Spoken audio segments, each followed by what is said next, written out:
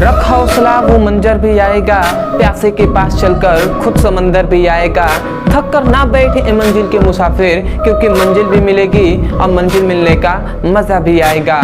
तो hello everyone, आज के इस वीडियो में हम पढ़ने वाले हैं क्लास 12 केमिस्ट्री का बहुत ही इंपॉर्टेंट टॉपिक जो आपके बोर्ड एग्जाम के लिए वेरी इंपॉर्टेंट है, जो है वाष्प दाब मतलब वेपर प्रेशर क्या होता है। आज के इस वीडियो में हम समझेंगे। मैं आपको विश्वास दिलाता हूं कि बहुत ही आसानी तरीके से आपको समझ में आएगा।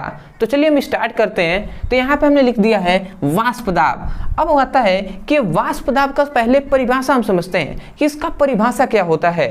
तो इसका परिभाषा बहुत ही एक तरह से हम कह सकते हैं बहुत ही कठिन है, बहुत से कम स्टूडेंट हैं जो इसको समझ पाते हैं। बट सिंपल वे में हम परिभाषा इसका कह सकते हैं कि द्रव वाष्प साम्य अवस्था पर, ध्यान से समझेंगे, हमने क्या कहा, द्रव वाष्प साम्य अवस्था पर द्रव का वाष्प द्रव के सतह पर जो दाब आरोपित करता है उस दाब को वाष्प दाब कहते हैं।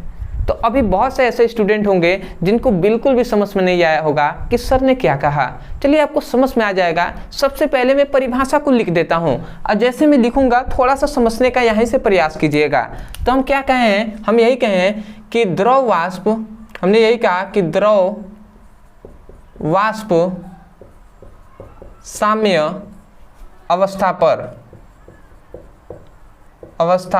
पर सबसे पहला हमने वर्ड यही बोला था कि द्रव वाष्प साम्य अवस्था पर द्रव का वाष्प, हमने क्या कहा, द्रव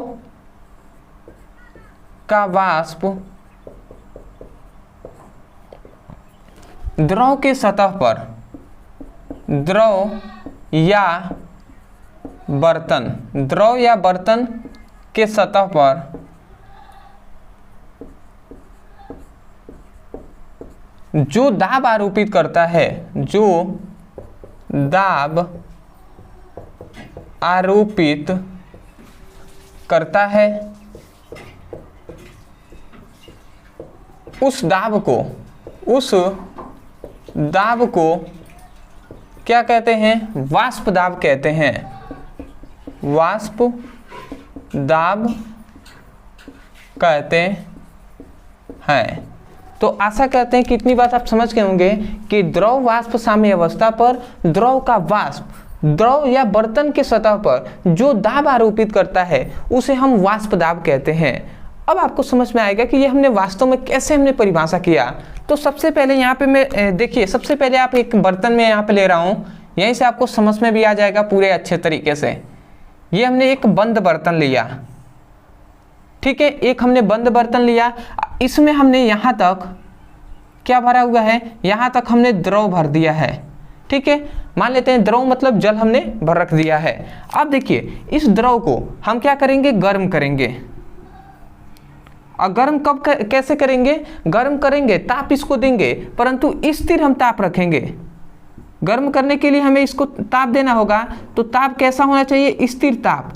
स्थिर ताप का मतलब समझ रहे हैं, स्थिर ताप का मतलब ये होता है कि एक निश्चित तापमान उससे ना अधिक हो और ना ही कम हो। जैसे मान लेते हैं कि 100 डिग्री सेल्सियस दिया या 80 डिग्री सेल्सियस हमने दिया, तो 80 से ना तो कम होने चाहिए ना इससे अधिक होना चाहिए। तो ध्यान से समझेंगे, जैसे ही हमने द्रव को गर्म किया, तो जब हम गर्म करेंगे तो ये जो द्रव है ये वाष्प में परिवर्तित होने लगेगा, ये वाष्प में परिवर्तित होने लगेगा, ठीक है। आप भी जानते हैं भैया पानी को यदि हम गर्म करते हैं तो वाष्प में बदलने लगता है। तो उसी प्रकार जैसे हमने इसको गर्म किया तो ये द्रव वाष्प में बदलने लगेगा। अब ये जो वाष्प है, ठीक है, अब ये जो वाष्प है ये क्या करेगा, ये जो द्रव दिखाई दे रहा है, तो ये जो वाष्प है ना, इस वाष्प कब होना चाहिए, ये जो वाष्प है तो उस समय जब द्रव वाष्प साम्य अवस्था हो, उस समय जब द्रव वाष्प साम्य अवस्था हो, ये बात को याद रखेंगे कि द्रव वाष्प साम्य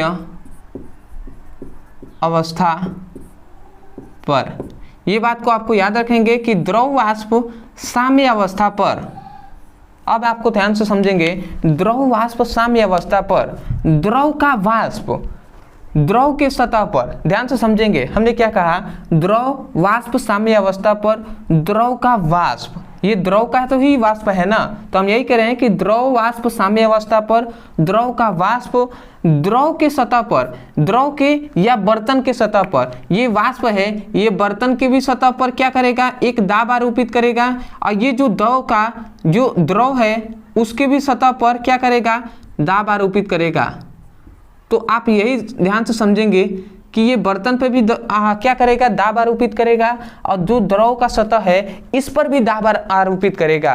तो हम यही कह रहे हैं कि द्रव वाष्प साम्य अवस्था पर द्रव का वाष्प द्रव या बर्तन के सतह पर जो दाब आरोपित करता है, जो दाब आरोपित करता है, उस दाब को हम वाष्प दाब कहते हैं।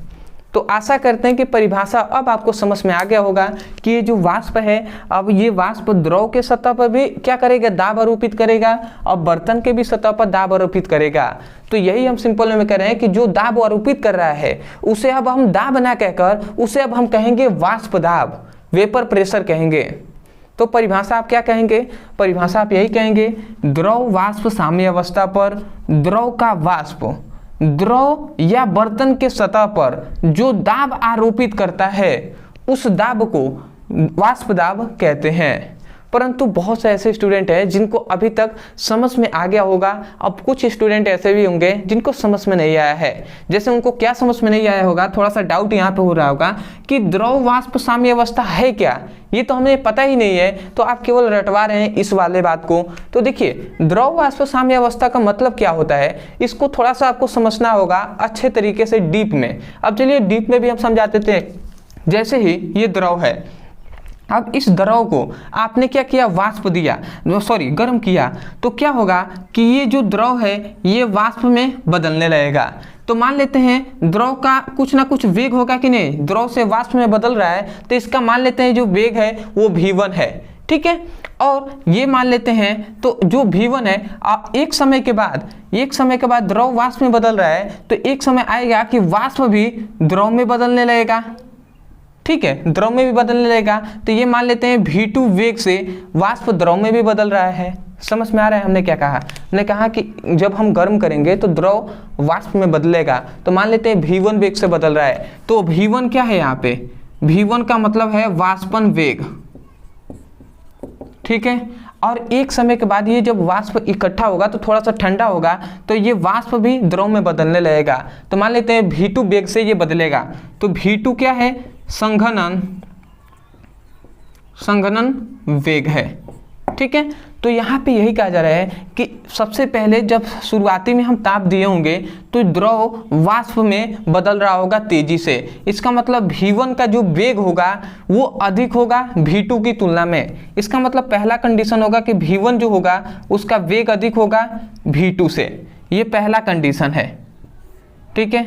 परंतु एक समय आएगा कि जब द्रव समाप्त होने के टाइम पे एक समय आएगा कि वाष्प जो होगा ना वो अब तेजी से द्रव में बदलने लगेगा। इसका मतलब v2 जो होगा वो v1 से अधिक हो जाएगा, जो v2 होगा वो क्या हो जाएगा, v1 से अधिक हो जाएगा। ये दूसरा कंडीशन आ गया, ये तो पहला था, ये दूसरा कि वाष्प अब तेजी से बदलने लगेगा द्रव में। परंतु एक और समय आएगा जब तीसरा हमारा कंडीशन क्या आ जाएगा, तीसरा ये होगा कि एक समय ऐसा आएगा जब द्रव जितना वाष्प में बदलेगा, द्रव जो है वो जितना वाष्प में बदलेगा उतना ही वाष्प फिर से द्रव में भी बदलेगा, ठीक है। मतलब जो v1 है वो क्या हो जाएगा, v2 के बराबर हो जाएगा। तो जब ऐसा अवस्था आएगा जिसमें द्रव वाष्प में जितना बदलेगा उतना ही वाष्प द्रव में भी बदलेगा, तो उस अवस्था को ही हम क्या कहते हैं, द्रव वाष्प साम्य अवस्था कहते हैं।